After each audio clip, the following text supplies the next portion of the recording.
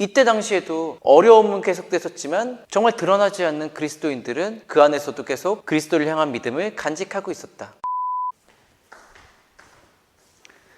안녕하세요. 김홍주 신부입니다. 여러분 너무나 반갑습니다. 네, 오늘 이 시간부터는 중세 그리스도교의 역사에 대해서 이제 이야기를 시작을 할 겁니다. 프란츠 교회사의 시대 구분에 따르면 고대 그리스도교는 기원 후 시작부터 6세기 말까지라고 말씀을 드렸고요. 그 다음에 이제 중세 파트로 넘어가게 되면 갑자기 중세 그리스도교 1기를 500년부터 700년까지 시대 구분으로 그렇게 해놓습니다. 그러면 여기서 이제 좀 헷갈리시게 되죠.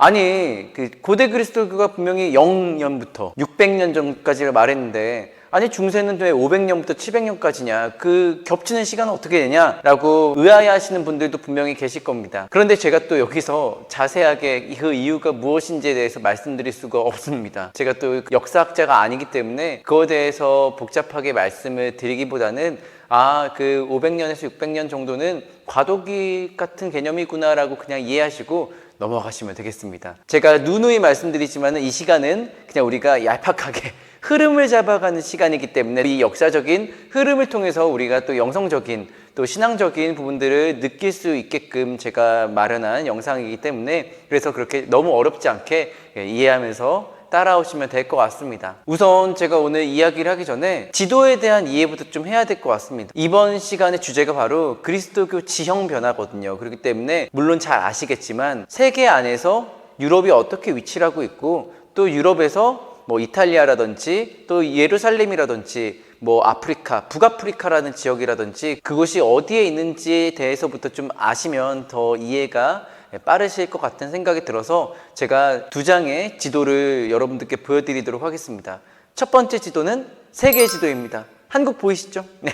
그 다음에 이제 유럽 쪽, 특히 지중해를 중심으로 한 그 유럽 그곳의 지도를 더 확대해서 보여드리도록 하겠습니다. 제가 이제 꼭 아셔야 될 지점은 한글로 크게 표시를 해놨습니다. 그래서 로마, 예루살렘, 그리고 과거에 콘스탄티노플이라는 지역, 뭐 북아프리카가 이런 식으로 된다라고 여러분들께서 이해해 주시면 좀 더 오늘 이 영상을 이해하시는 데 있어서 더 쉬울 것 같다는 생각이 듭니다. 네, 그럼 대략 이해하셨죠? 오늘 해드리고 싶은 이야기는 뭐냐면 중세가 시작하면서 이제 그리스도교가 지형의 변화를 겪게 됩니다. 왜냐하면 이제 그 전까지는 로마를 중심으로 했던 그리스도 교회였는데 이제 로마가 외부의 공격들을 많이 받게 됩니다. 크게 두 세력으로부터 공격을 받게 되는데 첫 번째는 게르만 민족으로부터 공격을 받게 되고요. 두 번째는 아라비아인들로부터 공격을 받게 됩니다. 그래서 그 이야기들을 좀 해드리도록 할게요. 지난 시간에 여러분들께 에페소 공의회 말씀드렸던 거 좀 기억하시나요? 에페소 공의회가 왜 에페소에서 열렸는지에 대해서 말씀드렸었죠. 원래는 로마에서 열렸어야 되는데 그때 당시 로마가 훈족으로부터 공격을 받았기 때문에 어쩔 수 없이 에페소에서 열리게 됐다. 대신 서방교회가 개최한 첫 번째 공의회다라고 말씀을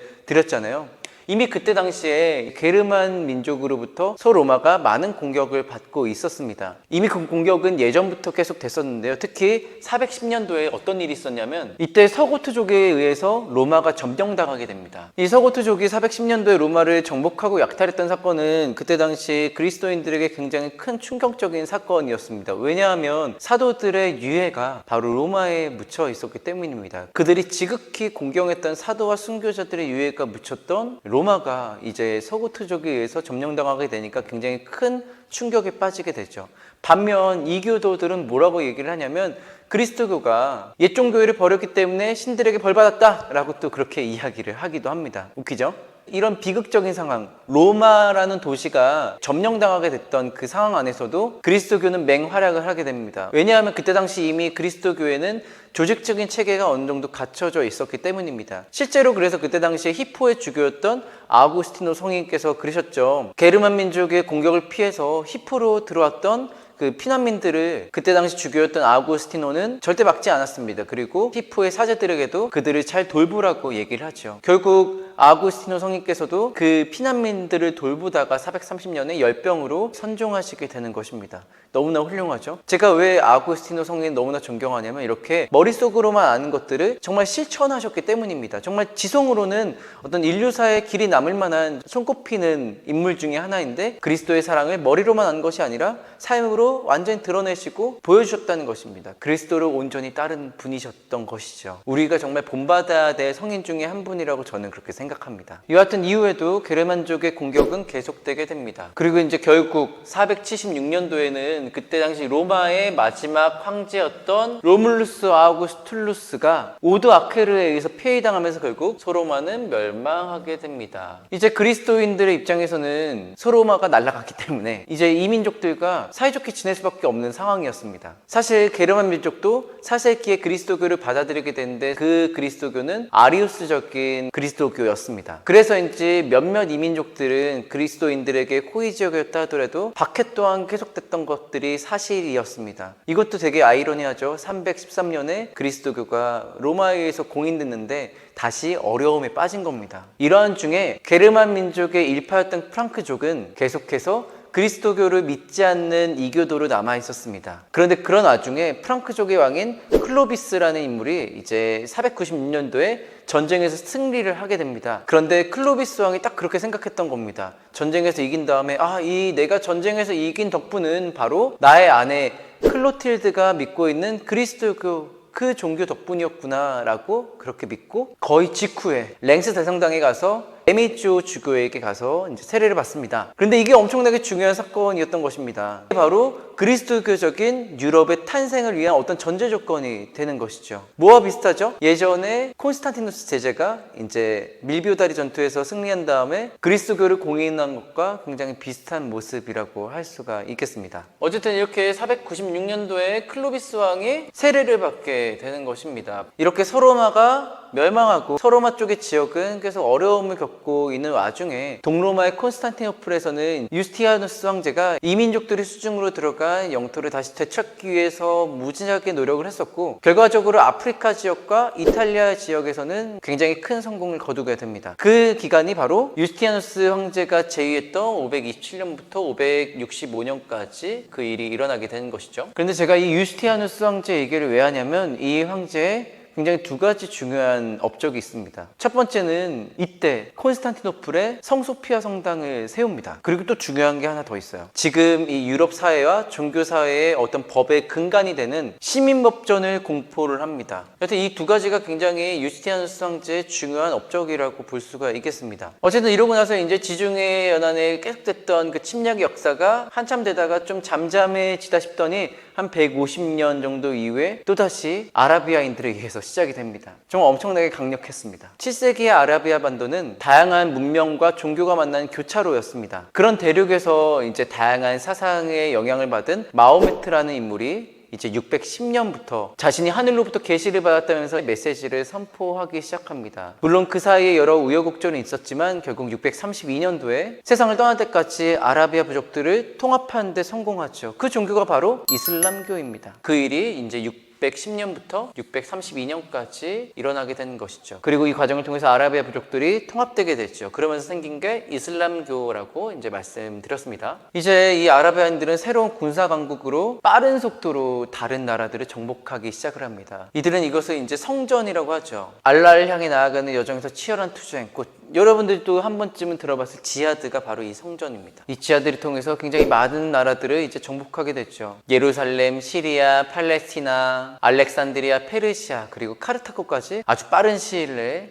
점령을 하게 되죠. 게다가 711년에는 스페인도 정복하게 됩니다. 대단하죠? 이걸로 끝이지 않습니다. 732년도에는 프랑크 왕국의 중심부까지 들어가게 되는 그런 과감함을 보여주기도 하죠. 사실 이 사건이 굉장히 중요합니다. 이를 통해서 이제 이슬람교와 그리스도교가 마치 건널 수 없는 강을 걷는 것처럼 이제 갈등이 최고조에 이르게 되죠. 실제로 1492년도가 돼서야 스페인이 아라비아인들로부터 빼앗겼던 영토를 되찾게 되니까 말입니다. 대략 몇 년 정도 됩니까? 한 800년 가까이 갈등이 계속되게 되는 것입니다. 그리고 이 그리스도교 문화권 지역의 국가들의 아라비아인들이 공격하게 되면서 결국은 십자군 전쟁에까지 이르게 되는데 이와 관련해서는 나중에 또 자세히 설명을 해드리도록 하겠습니다. 그런데 사실 또 이 아라비아인들의 침략과 이동이 또 긍정적인 부분들도 있었습니다. 바로 고대 그리스 문명이 계속 전파가 되는 데 있어서 어느 정도 가구 역할을 하게 되는 것이죠. 특히 스페인이나 시칠리아와 같은 지역이 그런 역할을 담당하게 되는 것입니다. 그곳이 바로 이슬람과 그리스도교를 이어주는 어떤 문화 교류의 중심지 역할을 하게 됩니다. 이렇게 게르만 민족이 공격을 하고 아라비아인들이 공격을 하고 해가지고 그리스도교의 지형이 크게 변화합니다. 우선 동방과 북아프리카에 있는 교회들이 뭐 속도는 조금씩 달랐지만 점차 쇠퇴하게 됩니다. 특히 그전에는 로마가 굉장히 그리스도교의 중심 역할을 했었는데 이쪽이 이제 완전히 무너지게 되다 보니까 중심 역할을 어디가 하게 되냐면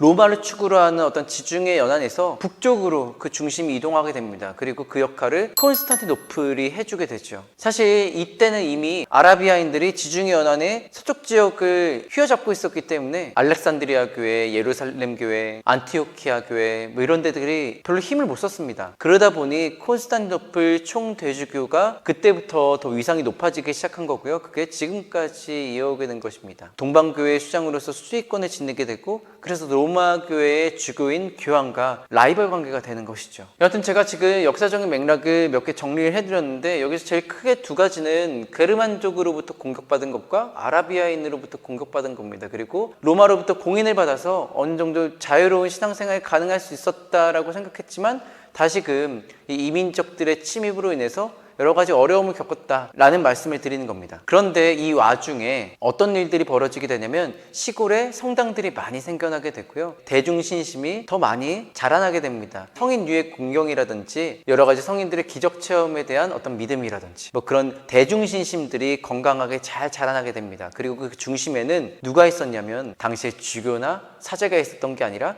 수도자들이 있었습니다. 왜냐하면 그때 당시 주교가 그런 역할을 못 해줬던 이유는 봉건사였기 때문입니다. 주교를 세습했던 것이죠, 부자들이. 그래서 자질이 안 된 주교들이 계속해서 생겨났던 겁니다. 그런 어려운 상황, 외부에선 공격받고 또 내부에서도 그러한 신심이 자라나기 어려운 환경에서도 많은 그리스도인들은 예수 그리스도를 향한 믿음을 끊임없이 간직하고 실천해 왔다는 겁니다. 특히 아일랜드 교회의 수도자들이 굉장히 큰 역할을 했는데요. 이들은 그때부터 항상 이동하면서 복음을 선포했었던 형태를 띠고 있었습니다. 그러다 보니 이때 어떤 일들이 일어났었냐면 새로운 형태의 참여의식이 이제 전해지게 됩니다. 그때 당시에는 고해성사를 하기가 굉장히 어려웠었습니다. 특히 대제 같은 경우는 평생에 주교에게 딱 한 번밖에 못했었죠. 그런데 이때부터 개별교회가 가능하게 됐던 겁니다. 그리고 미리 정해진 보석을 할 수 있게 됐던 것이죠. 이것은 나중에 아일랜드 교회에도 굉장히 큰 영향을 주게 되고 아일랜드 교회가 그리스도 교회에 굉장히 큰 역할을 하는 데 있어 단초가 됩니다.